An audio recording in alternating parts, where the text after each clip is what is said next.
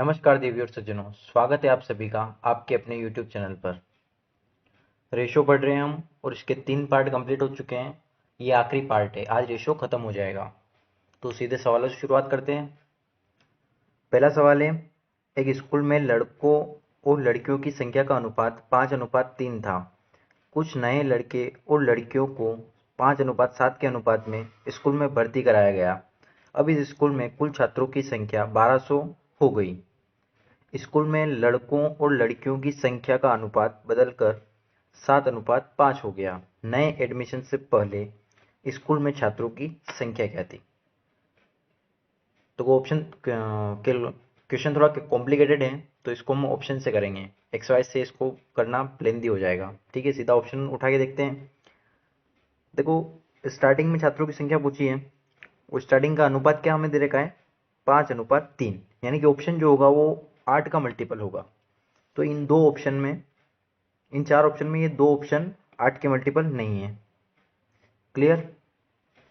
ये दोनों ऑप्शन 8 के मल्टीपल नहीं है। बच्चे, ये दोनों ऑप्शन क्लियर? हम पहले 720 को चेक करते हैं। 720 को 5:3 के अनुपात में डिवाइड करना है। तो वो 8 से डिवाइड करेंगे तो ये बनेगा 90 और 9 5 45, यानी कि बॉयज़ की संख्या क्या आएगी?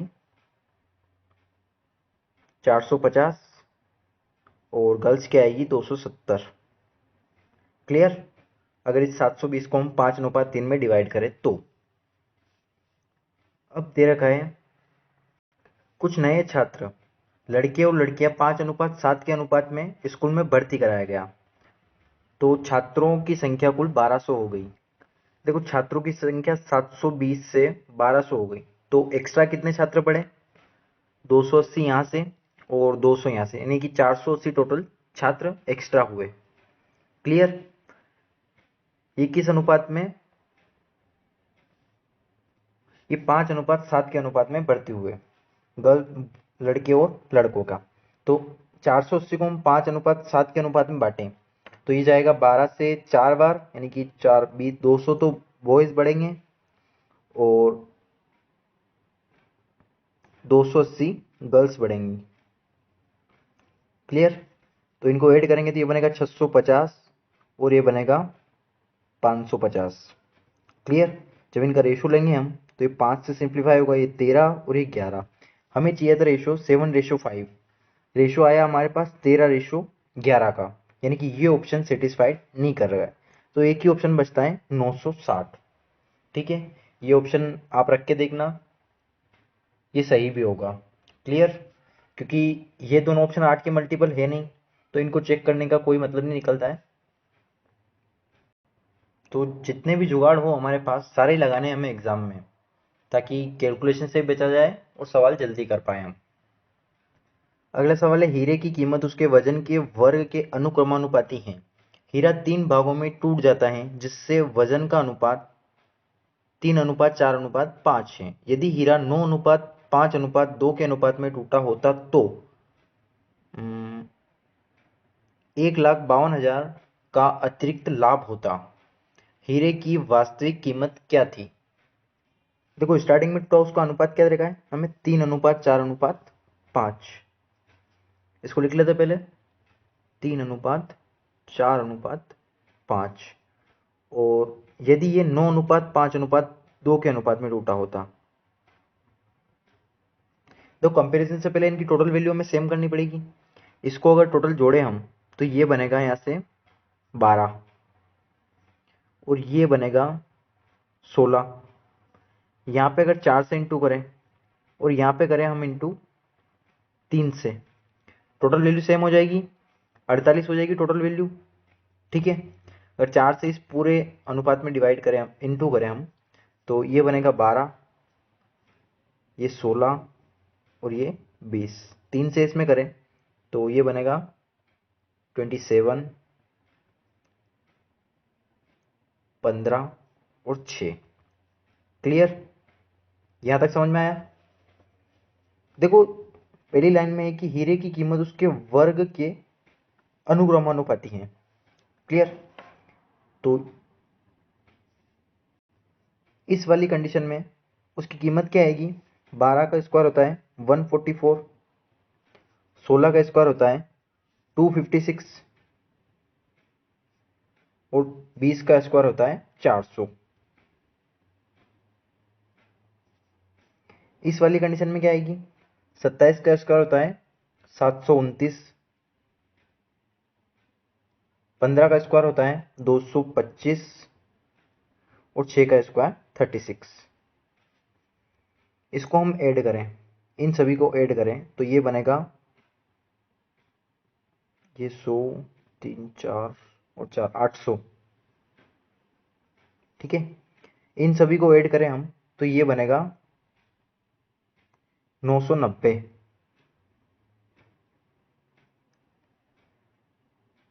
देखो अगर 3:4:5 के अनुपात में टूटता तो इसकी वैल्यू होती 800, और अगर 9:5:3 के अनुपात में टूटता तो इसकी वैल्यू हो रही है 990। वृद्धि कितने की हुई, हमारे पास क्या वृद्धि आई 190 यूनिट की। सवाल में इस 190 यूनिट की वैल्यू दे रखी है हमें 1,52,000। क्लियर। हमें निकालना है हीरे की वास्तविक कीमत। देखो वास्तविक कीमत क्या थी, टूटने से पहले कितने यूनिट का था, 48 यूनिट का, और जो कीमत है उसके वर्ग के क्रमानुपाती है, तो इसका वर्ग यानी कि 48 का इंटू एक बार और कर लेंगे। तो मैंने आपको पहले ही बताया कि जब भी हमें काट पीट कर लास्ट में आंसर लाना है तो हमें पूरी कैलकुलेशन कभी नहीं करना है। इसमें कुछ जुगाड़ लगाते हैं। तो कोई एक जीरो से एक जीरो चले जाएगी, अब जीरो कहीं नहीं जाएगी क्योंकि नीचे इंटीजर एक प्राइम नंबर है, तो जीरो ऊपर की कटेगी नहीं, यानी कि ऑप्शन के एंड में 2 जीरो आएंगी। क्योंकि एक और जीरो बनाने के लिए हमें 5 भी चाहिए और 2 भी चाहिए, 2 तो हमारे पास ऊपर है लेकिन 5 अवेलेबल नहीं है, तो 2 जीरो आएगी प्लस यूनिट डिजिट क्या आएगा 8×64, यहाँ से 4, 4×2 8। देखो 9 से जाना है हमें 8 पे, ठीक है नहीं, तो 9×2 18, यानी कि यूनिट डिजिट आएगा 2, तो ऑप्शन होगा डी सही। 2 जीरो और यूनिट डिजिट 2, यहाँ पे 2 यूनिट डिजिट 2 है लेकिन पीछे 3 जीरो है, तो ये ऑप्शन नहीं होगा। अगला सवाल है C1, C2, C3, C4 और C5 5 कंपनियां हैं। C1, C2 एंड C3 द्वारा प्राप्त लाभ का अनुपात 9:10:8 है, जबकि C2, C4 और C5 द्वारा प्राप्त लाभ का अनुपात 18:19:20 है। यदि C5 एंड C1 द्वारा प्राप्त लाभ का अंतर 19 लाख है तो सभी कंपनियों द्वारा प्राप्त कुल लाभ ज्ञात कीजिए। तो सबसे पहले इनको लिख लेते हैं, कौन सी कंपनियां हैं, C1, C2, C3, C4 और C5, 5 कंपनियां दी रखी टोटल। C1, C2, C3 की वैल्यू क्या दे रखी है हमें 9:10:8, 9:10:8। अगला दे रखा है C2, C4 is C5, 18:19:20। C2 की वैल्यू 18, C4 की वैल्यू दे रखी है हमें 19 और C5 की वैल्यू दे रखी है 20। देखो रेशियो जब पहले लेक्चर में जो पढ़ाया था मैंने, वो आपको बताया था कि इन दोनों को कंपेयर हम इक्वल कैसे करते हैं, जो कॉमन वैल्यू है वो दोनों जगह सेम होनी चाहिए। या इस क्वेश्चन में बिल्कुल परसेंटेज का बेसिक कंसेप्ट काम आएगा। क्लियर। देखो यहाँ C2 की वैल्यू 10 है, यहाँ 18 है, ये पॉसिबल नहीं है, दोनों वैल्यू एक ही होनी चाहिए दोनों जगह। ठीक है, ऊपर हम इंटू करते हैं 9 से और नीचे इंटू करते हैं हम 5 से, तो ये बन जाएगा 90 और यहाँ बन जाएगा 90। क्लियर। तो ये वैल्यू आएगी 81 C1 की, ये 90 और ये 72, 5 का 19 में करेंगे तो ये बनेगा 95 और 5 का 20 में करेंगे तो हम 100। क्लियर, यहाँ तक समझ में आया। देखो C2 कॉमन है दोनों जगह, हमें इसको सेम करना पड़ेगा तभी सवाल आगे बढ़ पाएंगे हम, अदरवाइज नहीं। यहां से दे रखा है C5 और C1 द्वारा प्राप्त लाभ का अंतर C1 और C5, इन दोनों का डिफरेंस दे रखा है हमें। डिफरेंस आया 19 यूनिट, इसकी वैल्यू दे रखी है 19 लाख। क्लियर? यानी कि 1 लाख गुना, हर संख्या अपने आप में 1 लाख गुना है। तो सभी कंपनियों द्वारा प्राप्त कुल लाभ यानी कि इन सभी को जोड़ना पड़ेगा हमें। क्लियर? देखो 90 को बेस मान के इनको जोड़ लो आप, तो ये बनेगा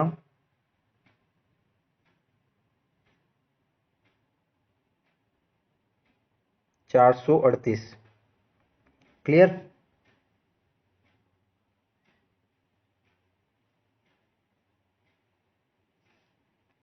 $438 लाख, इसकी करोड़ में वैल्यू क्या होगी? 4.38 करोड़।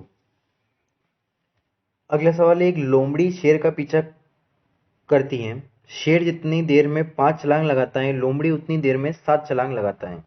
शेर द्वारा 6 छलांग में तय की गई दूरी लोमड़ी द्वारा 5 छलांग में तय की गई दूरी के बराबर है। उनकी चालों का अनुपात ज्ञात करो।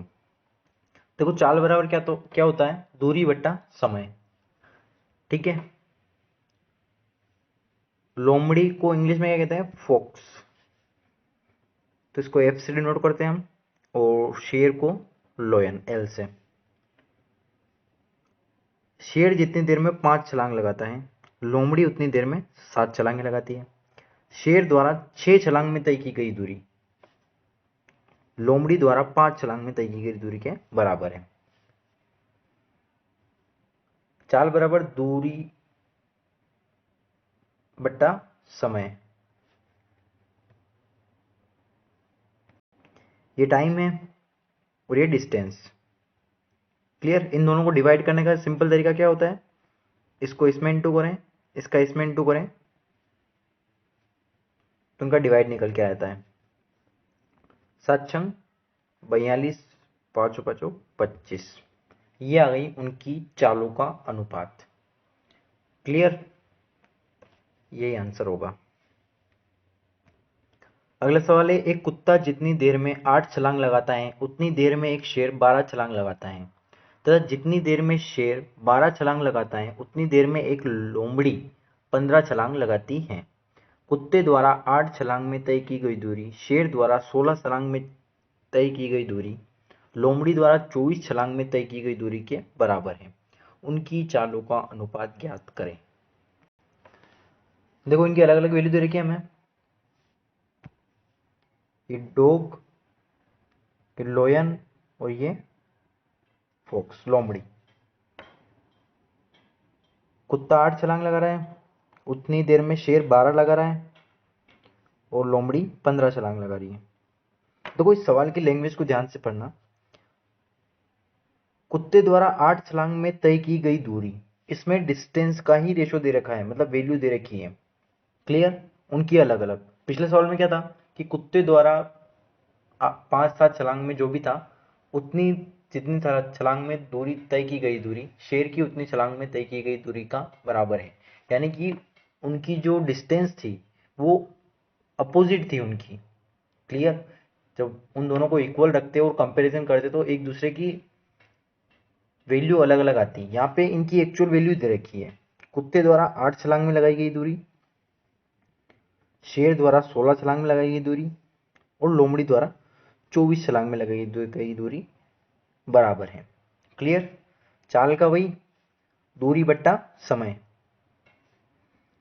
सिंपल इनको डिवाइड करना है, तो यहां से डिवाइड करेंगे इनको, ये बनेगा 1, ये 12 से सिंप्लीफाई होगा, ये 4 से, तो ये बनेगा 3/4, और ये बन जाएगा 3 से सिंप्लीफाई होगा तो 5/8। क्लियर? एलसीएम ले लेंगे यहाँ से 8, 8 का इसमें इंटू करेंगे तो 8, और यहाँ पे 8 करेंगे तो ये 2 और 3 6, और ये बनेगा 5। ये आ गई उनकी चालों का अनुपात। टाइम स्पीड वर्क अगर नहीं पढ़ा है तो थोड़ी दिक्कत आएगी इसको समझने में। जब वो आप पढ़ेंगे तो आपको अच्छे समझ में आएगा कि स्पीड क्या होती है एक्चुअल में। अगला सवाल है, हृदय अपना गुल्लक खोता है और उसे 1 रुपये, 2 रुपये, 5 रुपये, 10 रुपये मूल्य वर्ग के सिक्के 10:5:5:1 के अनुपात में मिले। खोता नहीं खोलता होगा, ठीक है।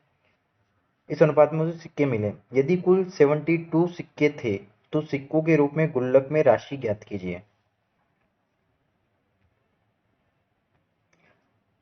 देखो मनी, ये किस अनुपात में थे पैसे?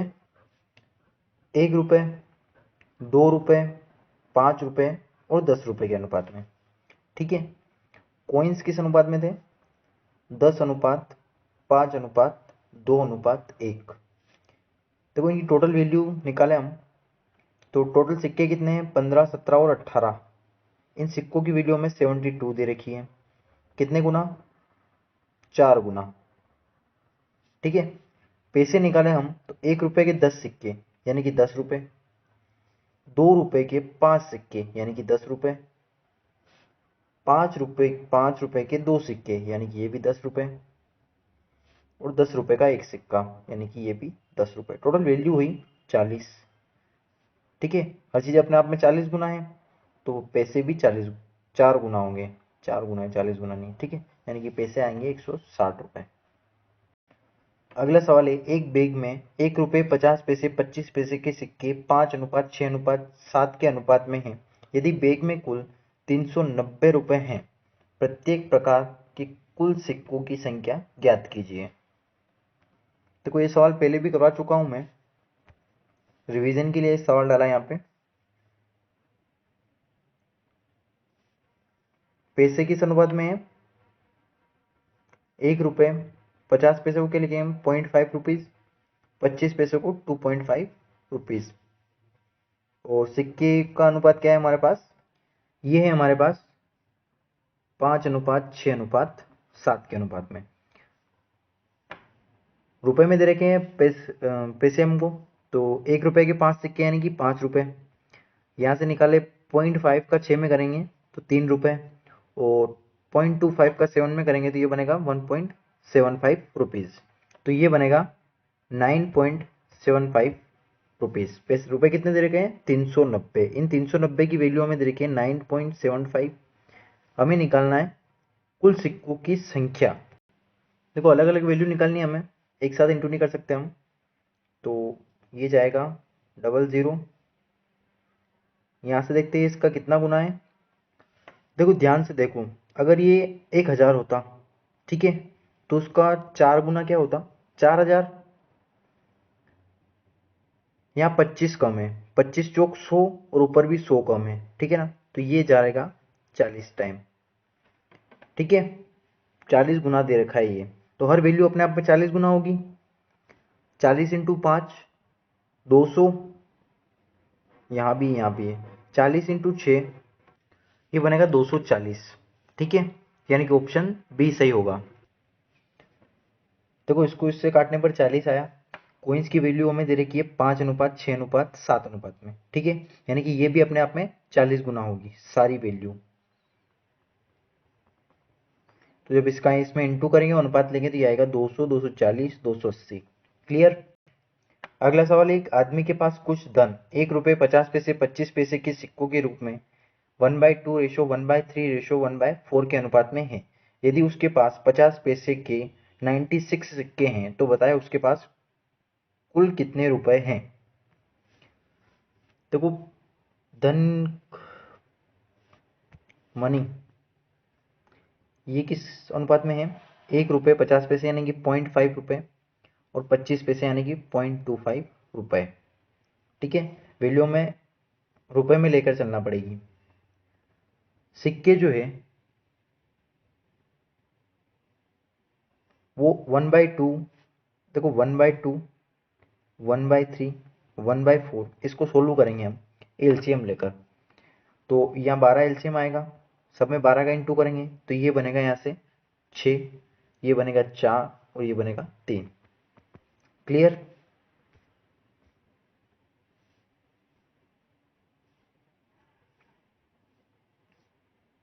यानी कि रुपए में हम देखें तो ये बनेगा 6 रुपये, 2 रुपये, प्लस 0.75 रुपीज़, टोटल वैल्यू आएगी ये 8.75 रुपीज़। तो सवाल में बोला गया कि 50 पैसे के उसके पास 96 सिक्के हैं। ठीक है, इस 4 की वैल्यू हमें दे रखी है 96। क्लियर? कितने गुना? 24 गुना। तो इस सवाल में हमें ये निकालने की ज़रूरत नहीं थी। क्लियर? हमसे उसने पूछा है कि उसके पास कुल कितने रुपए हैं, तो ये रुपए भी अपने आप में 24 गुना होंगे। ठीक है, टोटल वैल्यू हमें नहीं निकालना है अभी।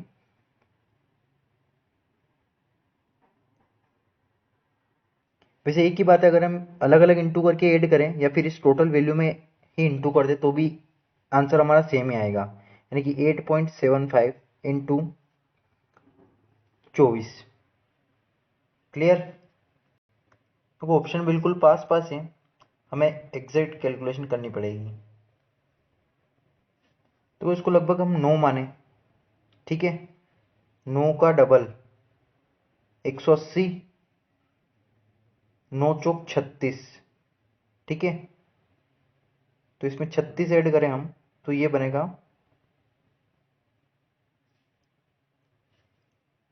216। क्लियर? 216 से थोड़ा सा कम होना चाहिए, यानी कि 210। क्लियर? ऐसे अप्रोक्सीमेशन से हम कर सकते हैं। ये सही किया था हमने, इसमें कोई दिक्कत नहीं है। टोटल पैसों की वैल्यू, मनी की वैल्यू निकाल के ऐड कर दें।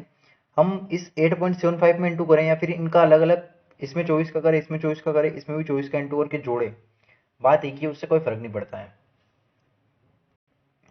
अगला सवाल है, एक बैग में 50 पैसे, 25 पैसे, 10 पैसे के सिक्के की संख्या 3 क्रमागत विषम अभाज्य संख्याओं के बढ़ते क्रम के अनुपात में है। बैग में कुल 525 रुपए हैं। यदि 50 पैसे, 25 पैसे, 10 पैसे के सिक्के की संख्या पलट दी जाए तो बैग में कुल कितने रुपए होंगे? देखो नॉलेज, अगर आपको नंबर्स की नॉलेज है तो 3 लगातार अभाज्य संख्याएं, ठीक है, और वो विषम भी होनी चाहिए। तो ऐसा एक ही पेयर है 3, 5 और 7 का। क्लियर? इनके अलावा उस कोई ऐसी अभाज्य संख्याएं, अभाज्य विषम संख्याएं नहीं है जो क्रमागत हैं। क्लियर? तो ये पैसों को हम रुपए में कन्वर्ट करते हैं, ये बनेगा 0.5 रुपीज़, 0.25 रुपीज़ और ये 0.1 रुपीज़।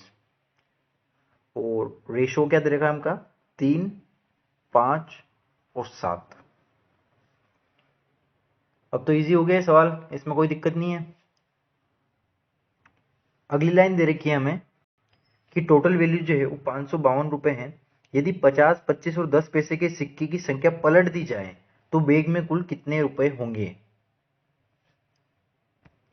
देखो पहले इससे वैल्यू निकालते हैं। अगर सिक्कों की संख्या यही रहे तो कितने रुपए बनेंगे? यहां से बनेंगे ये 1.5 रुपीज, यहां से बनेंगे 1.25 रुपीज और यहां से बनेंगे 0.7 रुपीज। टोटल आएगा ये 3.45। क्लियर? और अगर ये सिक्कों की संख्या 0.5, 0.25, 0.1, अगर ये सिक्कों की संख्या पलट दी जाए यानी कि 7, 5 और 3 कर दी जाए तो ये वैल्यू आएगी, अब यहां से ये आएगी 3.5, ये 1.25 एज इट इज और ये आएगी 0.3। इनका सम आएगा 5.05। क्लियर? 5.05।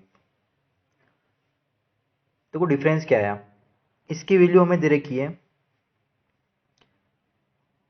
552। ठीक है, कितने गुना है ये? देखो इसका 100 गुना होगा 345 और 150 गुना लगभग 540 के अप्रोक्स, ये है 160 गुना इसका। तो मल्टीप्लाइंग फैक्टर क्या आएगा इसका? 160, यानी कि हर वैल्यू अपने आप में 160 गुना होगी। तो बैग में कुल कितने रुपए हो जाएंगे। देखो सवाल के ऑप्शन थोड़े अलग दे रखे हैं, क्योंकि सवाल में लैंग्वेज से देखें हम तो पूछा है कि संख्या पलटने के बाद बैग में कुल कितने रुपए हो जाएंगे। लेकिन ऑप्शन इस तरीके से सेट किए गए हैं कि 3.45 से 5.05 टोटल वैल्यू हुई पैसों की, रुपयों की। तो इंक्रीज कितने हुए यहाँ से, ये हुए 1.6, कितने 1.6 यूनिट। इसकी वैल्यू ऑप्शन में दे रखी है हमें, ठीक है। हर वैल्यू अपने आप में 160 गुना है। जब इनका आपस में इंटू करेंगे हम तो ये बनेगा, इस डेसिमल से 0 हट जाएगी और 16 का स्क्वायर 256। क्लियर। टोटल निकालना है हमें तो इसमें 160 का इंटू हमें करना पड़ेगा। ऑप्शन को देखते हुए ये सवाल जो है ये कितने रुपए इंक्रीज हुए हैं वो पूछा है हमसे, तो वो आएगा 256, 16 का स्क्वायर। तो आशा करता हूं कि आपको समझ में आया होगा, ठीक है। एक बार और रिपीट कर देता हूं मैं इसको, अगर आपको समझ में नहीं आया हो तो। देखो इन पैसों को पहले रुपए में कन्वर्ट किया हमने, 0.5, 2.5 और 0.1। तीन क्रमागत विषम संख्या है, तीन क्रमागत विषम अभाज्य संख्या है। एक ही पेयर बनता है 3, 5 और 7 का। ये रुपए, ये इनकी अनुपातिक वैल्यू, तो रुपए क्या आएगा 1.5 रुपीज, 1.25 रुपीज, 0.7 रुपीज। टोटल आएगी वैल्यू 3.45 रुपीज, ठीक है।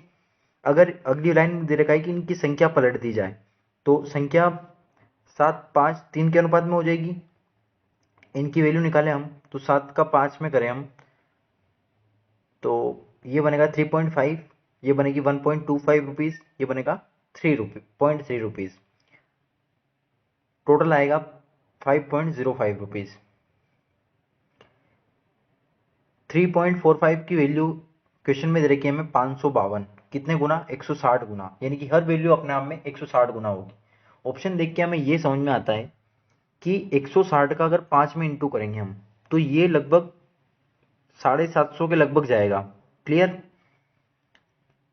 ऑप्शन में वो नहीं दे रखा है तो ऑप्शन इनके डिफरेंस पैसे मनी इंक्रीज कितनी हुई उस बेस पे है।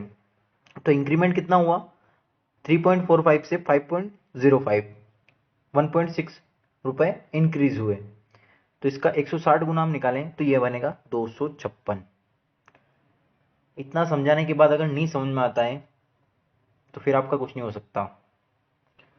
अगला सवाल, एक परीक्षा में अमल और विमल के स्कोर 11:14 के अनुपात में हैं।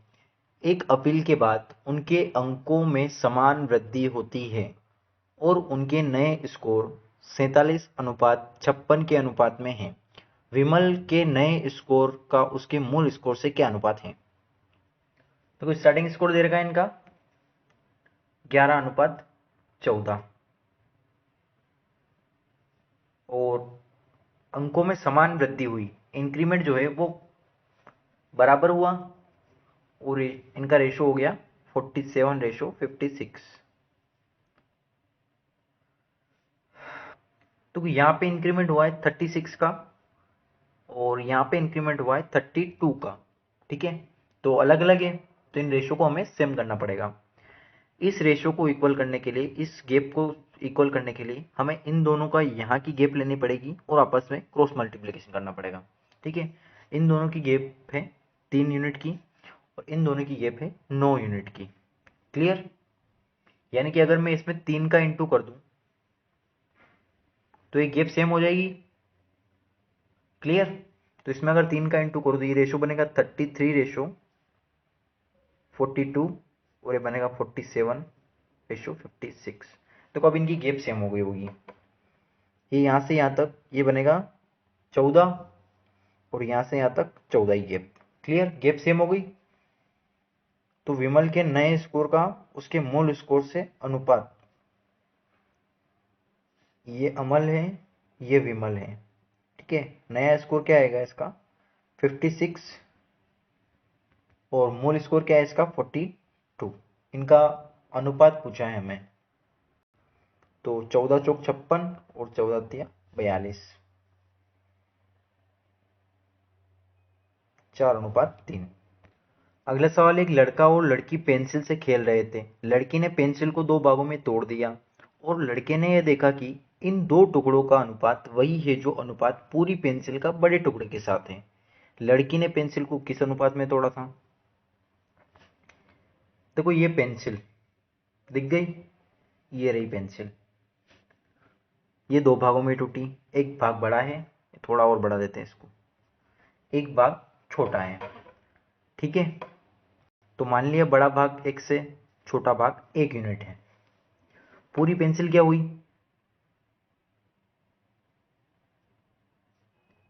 x+1। और बड़ा टुकड़ा x माना हमने,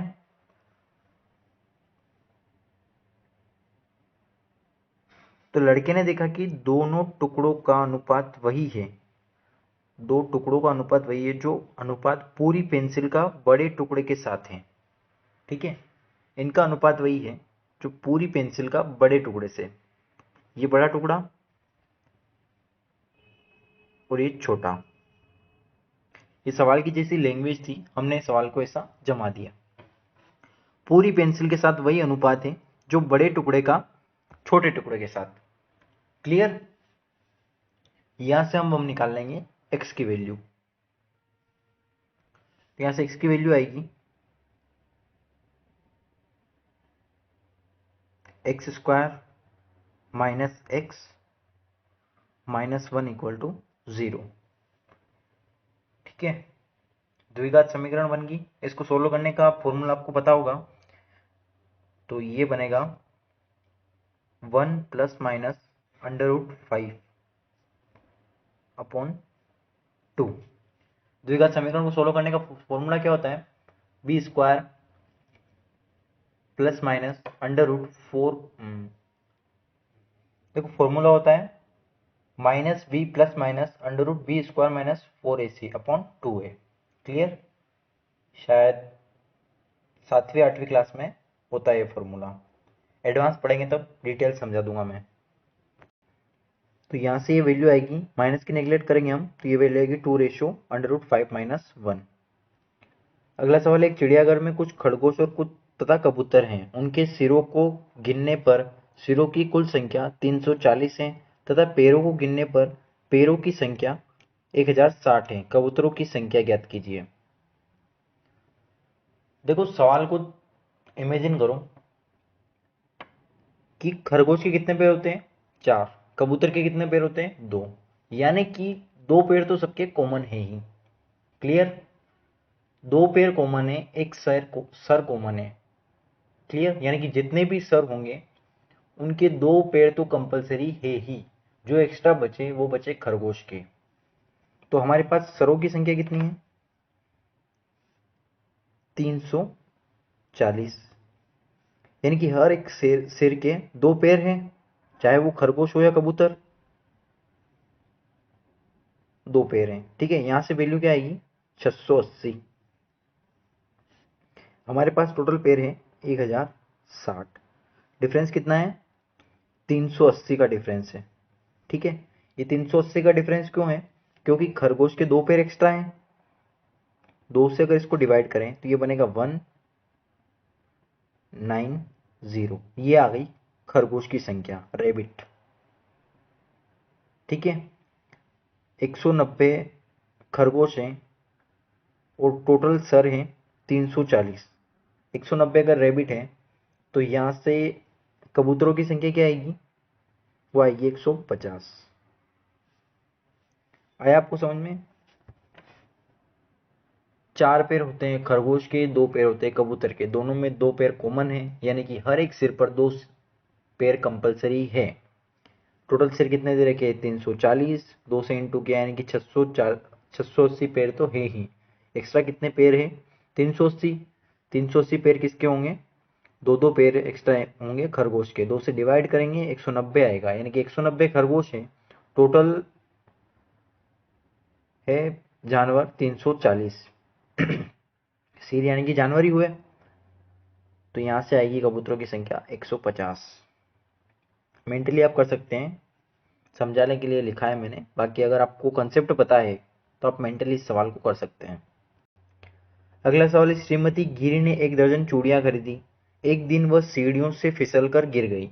ज्ञात कीजिए कि इनमें से कौन सा एक अनुपात टूटने वाले न टूटने वाले चूड़ियों का नहीं हो सकता। क्लियर। देखो, चूड़ियां उन्होंने खरीदी 1 दर्जन। दर्जन में कितनी चूड़ियां होती है? 12 चूड़ियां। उसमें से कुछ चूड़ियां टूट गई, कुछ चूड़ियां नहीं टूटी। क्लियर।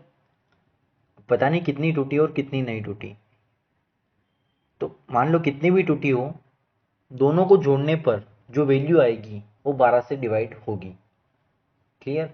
वो 12 का मल्टीपल होगी, क्योंकि उसके पास 1 दर्जन चूड़ियां थी। इस सवाल का कंसेप्ट इतना ही है कि चूड़ियां कितनी भी टूटी हो, कितनी भी बची हो, उनका जो रेशियो दे रखा है उनको जोड़ने पर वो 12 से कटना चाहिए।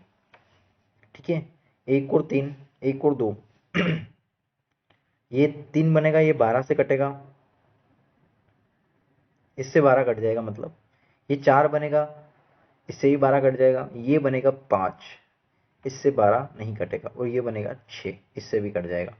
तो एक ही ऑप्शन है जिसका एडिशन आएगा 5, जो कि 12 का मल्टीप्लाई नहीं है।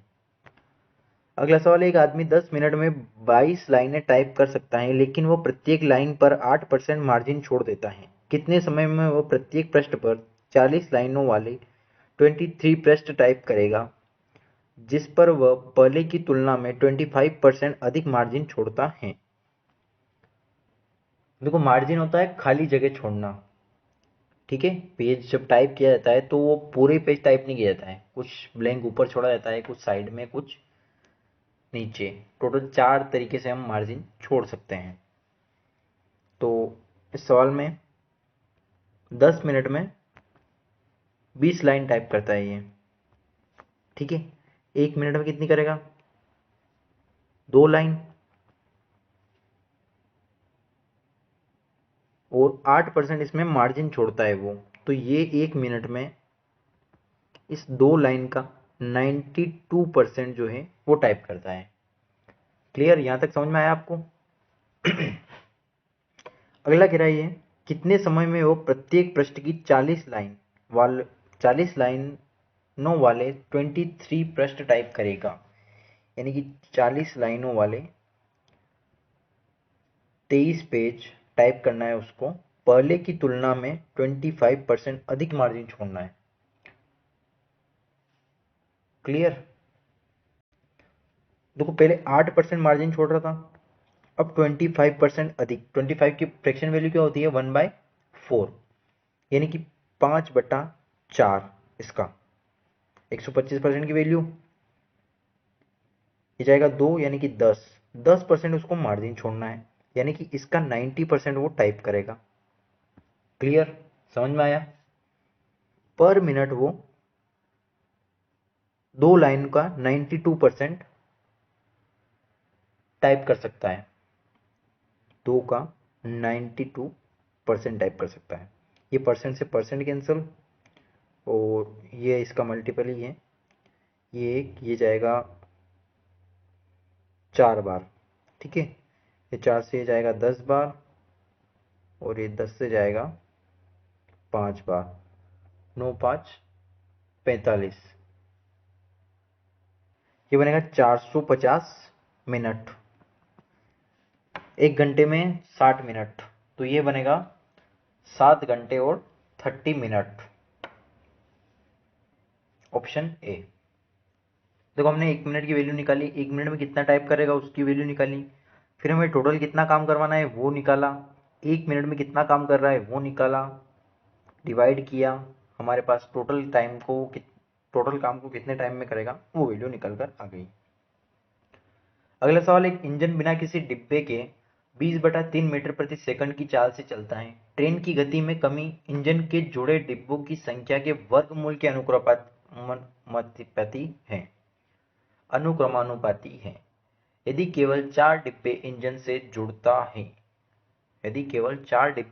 जुड़ते हैं तो इसकी चाल में 50/9 मीटर प्रति सेकंड 50/9 मीटर प्रति सेकंड हो जाती हैं। ज्ञात कीजिए कि इस इंजन अधिकतम कितने डिब्बे खींच सकता है। तो सवाल में दे रखा है स्पीड जो है, ऐसा सवाल मैंने पहले भी कराया था, उसका डाटा चेंज था, इसका डाटा थोड़ा चेंज है और कंसेप्ट भी थोड़ा चेंज है। कंसेप्ट तो एक ही है लेकिन थोड़ी लैंग्वेज अलग है, करने का तरीका थोड़ा अलग होगा इसका।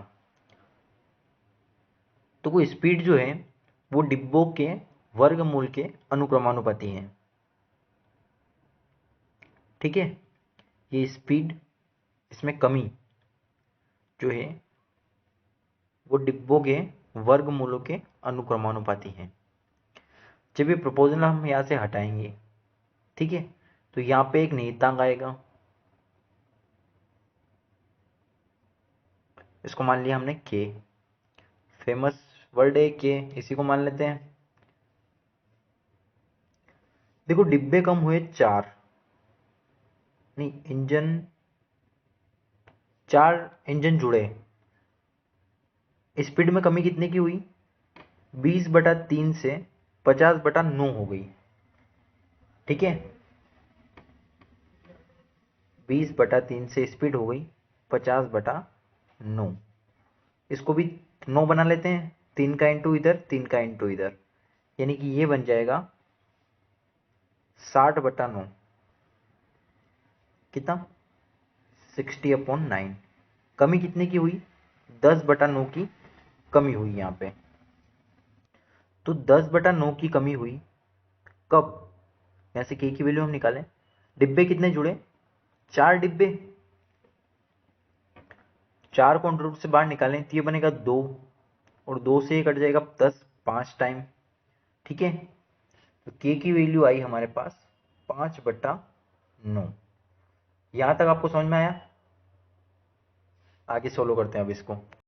देखो हमें कमी चाहिए टोटल 20/3 की। ये जो इनिशियल जिसकी चाल थी, प्रारंभिक चाल, टोटल चाल है ये, इतने की कमी चाहिए हमें। तो 20/3 की कमी, के की वैल्यू क्या आई हमारे पास, 5/9 अंडर रूट डिब्बे की संख्या। ठीक है, ये हमें फाइंड आउट करना है। तो ये जाएगा 3 बार और ये जाएगा 4, ये इधर आएगा तो ये बनेगा 12 is equal to under root डिब्बों की संख्या। तो कोई स्क्वायर हटाएंगे तो ये बनेगा 144 डिब्बे, यानी कि 144 डिब्बे लगाने पर इंजन रुक जाएगा। अगर 144 से एक डिब्बा भी हम कम लगाएं तो ट्रेन चलेगी।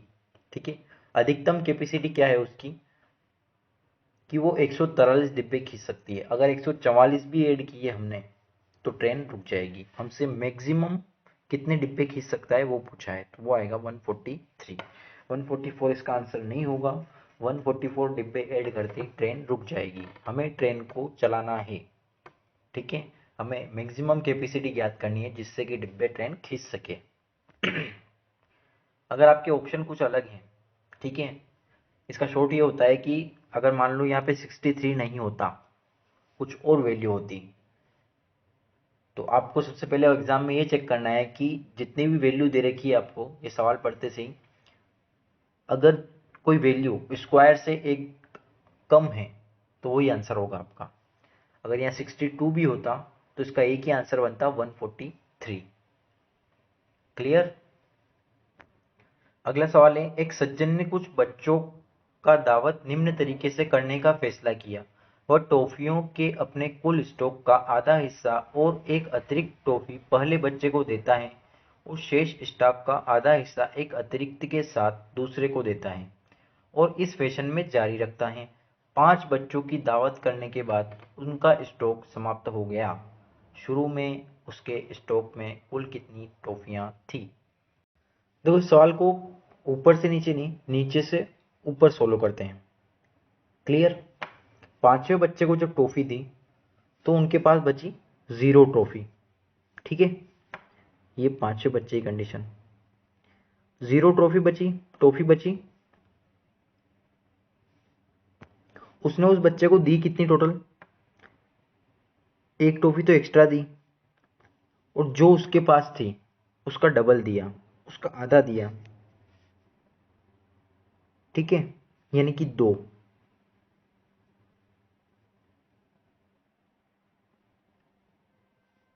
देखो इमेजिन करो उसके पास 6 ट्रॉफियां बची चौथी कंडीशन में। क्लियर, 6 ट्रॉफियों का उसने आधा हिस्सा किया। देखो इस तरीके से समझना भी थोड़ा मुश्किल है इस सवाल को, क्योंकि इसमें ना दिमाग थोड़ा ज़्यादा यूज़ करना पड़ेगा हमें, ठीक है। तो इसको ऑप्शन से करते हैं, वो तो इस तरीके से भी जाएगा, लेकिन एक्सप्लेन थोड़ा ज़्यादा करना पड़ेगा उसमें, क्या पता आप समझ पाएँ या ना समझ पाएँ। सीधा ऑप्शन लेते हैं, मान लेते हैं उसके पास 62 टॉफियां थी स्टॉक में, ठीक है।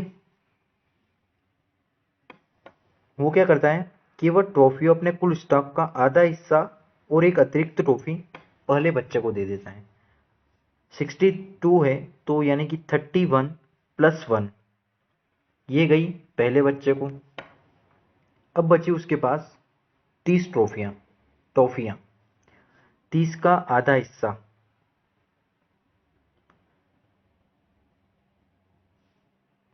अब उसके पास बचेगी 30 ट्रॉफियां। 30 में से ये 15 एक को देगा अगले बच्चे को, प्लस एक ट्रॉफी देगा, ठीक है, ये दूसरे बच्चे को। बची कितनी, 30, 30 में 16 अगर इसने यहाँ पे दे दी तो अब इसके पास बची 14, 14 का आधा यानी कि 7 ट्रॉफियां प्लस एक, 8 ये फिर से दे देगा तीसरे बच्चे को। 14 में से अगर 8 दे दी तो अब उसके पास बची 6 टॉफियां, 6 टॉफियां का आधा 3 टॉफियां प्लस एक, 4 टॉफियां उसने चौथे बच्चे को दे दी, ठीक है। अब बची उसके पास 2 टॉफियां, ठीक है, 2 टॉफियों का आधा यानी कि एक और प्लस एक एक्स्ट्रा, ये दे दी उसने पांचवें बच्चे को। अब उसके पास एक भी टॉफी नहीं बची। क्लियर, यही सवाल कहना चाहता है। आप किसी और ऑप्शन में रख के देखेंगे तो लास्ट में जो है ये 5 कंडीशंस में आकर एंड नहीं होगा। क्लियर, इस तरीके से केवल एक ही ऑप्शन सेटिस्फाइड करेगा। तो ये ऑप्शन सेटिस्फाइड कर रहा है तो ये हमारा आंसर होगा, ठीक है। मान लो अगर 64 हम लेते हैं, ठीक है, तो 64 का आधा कितना होता, 32 प्लस 1 33, अब बचा हुआ 33, इसका आधा यानी कि ये पॉइंट में चला जाता, तो इसको आगे सोल्व नहीं करना है। 59, 60 को लेते हैं हम, तो 60 का आधा 30, 30 प्लस 1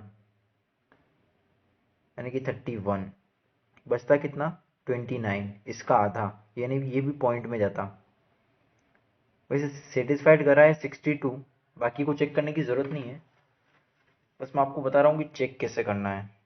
तो ये सारे पॉइंट में जा रहे हैं, इनको चेक करना नहीं है, ये सही ऑप्शन था इसीलिए मैंने इसको चेक करके आपको दिखा दिया। होता क्या थी ये प्रोसेस, ये प्रोसेस जो सवाल बोलना चाहता है,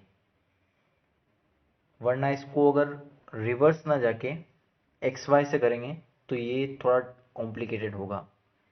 वो जो तरीका मैं स्टार्टिंग में बता रहा था उससे भी हो जाता है, लेकिन उसको समझाना थोड़ा दिक्कत थी, वो समझ नहीं आता वो आपको अच्छे से, इमेजिन ज़्यादा करना पड़ता उसमें, सोचने समझने की क्षमता उसमें ज़्यादा चाहिए। अगला सवाल है, एक व्यक्ति ने 4 जोड़े काले मोजे और कुछ जोड़े भूरे मोजे खरीदे। काले मोजे से के जोड़े का मूल्य भूरे मोजे के जोड़े मूल्य 2 गुना है, लेकिन बिल बनाते वक्त क्लर्क ने गलती से दोनों मोजों के जोड़ों को बदल दिया और बिल 50% बढ़ गया। काले और भूरे मोजे का शुरू में अनुपात क्या था, ज्ञात करें। देखो ब्लैक, ब्राउन और ब्लैक, ब्राउन मान लेते हैं एक्स मोजे थे और ब्लैक मान लेते हैं, और ब्लैक है 4। ठीक है, 4 जोड़े काले मोजे और कुछ जोड़े भूरे मोजे, तो कुछ की वैल्यू हमने मान ली x है। तो उनके मूल्य का देखा है कि काले मोजे का मूल्य 2 गुना है ब्राउन मोजे की तुलना में, इसकी 1 और इसकी 2 वैल्यू। तो अगर क्लर्क जो है वो बिल एक्चुअल बनाता, वास्तविक अगर बिल बनाता, तो वो बिल क्या बनता, 4 into 2 8 plus 1 into x x, ये बनता उनका ओरिजिनल बिल। क्लियर। उसने क्या किया कि ये दो मूल्य, दो गुना मूल्य ब्राउन वाले को चिपका दिया और ये 1 गुना मूल्य ब्लैक को चिपका दिया। क्लियर। तो इससे बिल में क्या गड़बड़ी हुई, 150% की गड़बड़ी हुई। क्लियर। यानी कि 2 का इंटू इसमें करेंगे तो ये बनेगा 2x और ये बनेगा 4। ये जो है वो गड़बड़ी वाला बिल है। क्लियर। इन दोनों का रेशियो क्या दे रखा है हमें,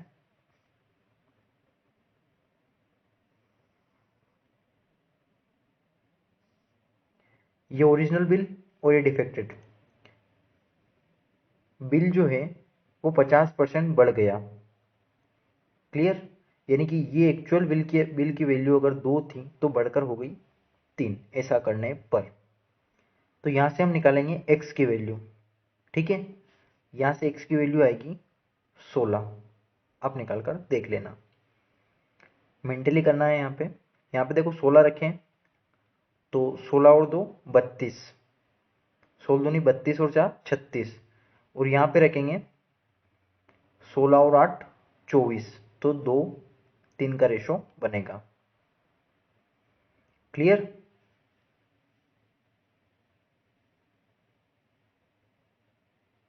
अब हमें निकालना है काले और भूरे मोजे का शुरू में अनुपात।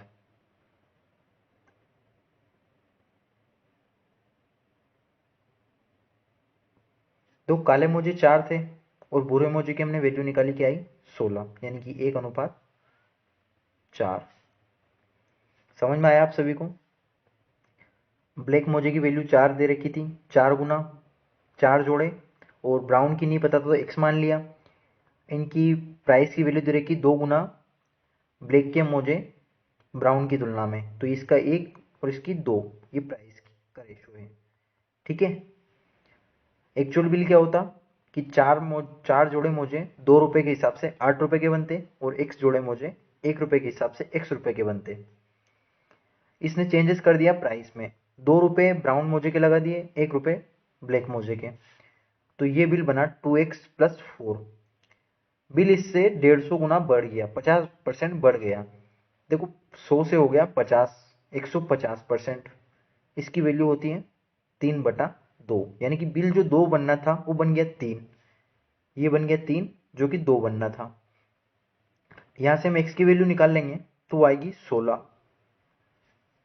4 जोड़े ब्लैक मोजे हमारे पास थे, 16 जो x की वैल्यू 16 आई जो कि ब्राउन मोजे की वैल्यू थी, और ये हमसे पूछा है 4:1। अच्छे लेवल के सवाल है, थोड़े समझने में दिक्कत आ सकती है इनको, जो पहली बार पढ़ रहे हैं वो, जिन्होंने रेशो पढ़ा है उनके लिए दिक्कत नहीं आएगी, और काफ़ी अच्छे से समझाया भी है मैंने, समझ में आना चाहिए, इतनी मेंटलिटी आपकी होनी चाहिए। अगला सवाल है, किसी विद्यालय में विद्यार्थियों की कुल संख्या का 5/12 भाग लड़कियां हैं और शेष लड़के हैं। लड़कों की कुल संख्या में से 4/7 लड़कों की आयु 14 वर्ष से कम और लड़कियों की कुल संख्या में से 2/5 लड़कियों की आयु 14 वर्ष या उससे अधिक है। यदि 14 वर्ष से कम आयु वाले विद्यार्थियों की कुल संख्या 1120 है तो विद्यालय में विद्यार्थियों की कुल संख्या ज्ञात करो। देखो बॉयज से गर्ल्स का रेशियो क्या दे रखा है,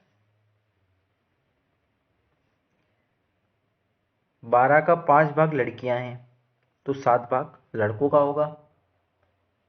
क्लियर। लड़कों की कुल संख्या में से 4/7 लड़कों की आयु 14 वर्ष से अधिक है। इस 7 का 4/7 निकालें तो बनेगा 4। ठीक है। 14 वर्ष से कम है और लड़कियों की कुल संख्या का 3/5 भाग 14 वर्ष या उससे अधिक है। देखो 2/5 14 वर्ष या उससे अधिक है, तो उससे कम कितने का होगा? 3/5 का, यानी कि 3 वैल्यू आएगी जो लड़कियों की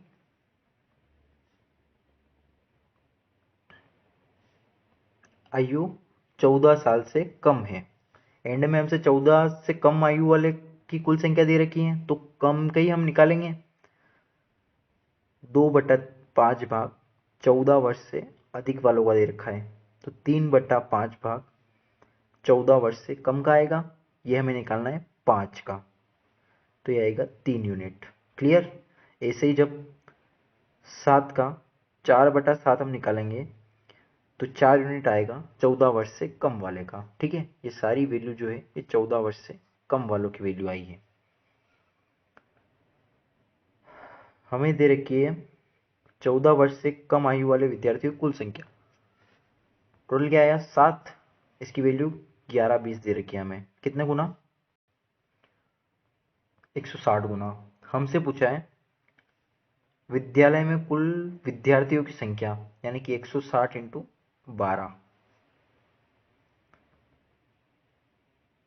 यूनिट डिजिट आएगा 2 और एक 0। अगला सवाल है, गेंदों की एक निश्चित संख्या 480 रुपये में खरीदी गई थी। प्रत्येक गेंद के 5 रुपये सस्ता होने पर 3 और गेंदों को उसी धनराशि में खरीदा जा सकता था। खरीदी गई गेंदों की संख्या पता लगाएं। सीधा ऑप्शन से करेंगे इस सवाल को। 840। ठीक है, पहले तो देख लो इसको, इससे कटेगा कौन सा ऑप्शन? 24, ये नहीं कटेगा। 15 कटेगा और 21 कटेगा। हम 21 को मान लेते हैं, क्योंकि इसमें 5 जोड़ने पर 26 से भी कटना चाहिए। ठीक है, तो जब इस 21 से डिवाइड करेंगे, मान लियो स्टार्टिंग में 21 गेंदें थी, खरीदता था वो, तो ये वैल्यू आएगी, इसको इससे डिवाइड करेंगे तो आएगी 35।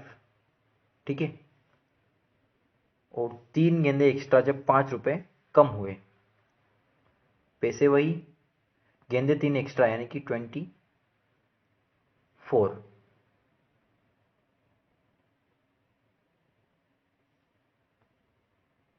नहीं, ये 40 आएगा। ठीक है, 24 से जब काटेंगे तो ये बनेगा 35। तो 21 गेंदों का मूल्य 840 था, तो प्रत्येक गेंद का मूल्य 40 था। जब मूल्य 40 से 35 हुआ तो 3 गेंदे एक्स्ट्रा यानी कि 24 गेंदें मिली हमें। Option satisfied.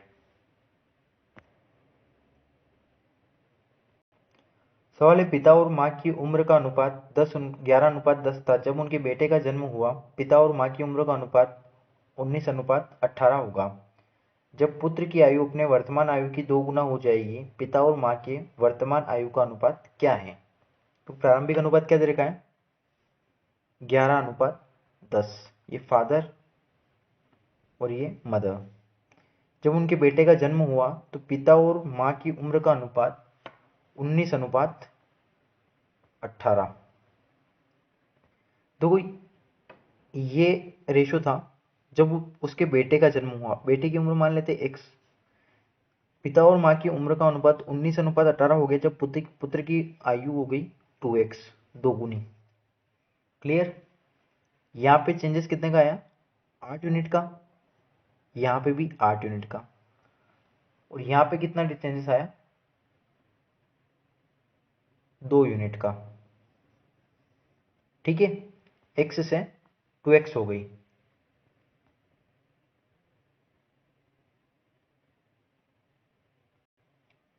ये x मतलब ये जन्म के समय की है।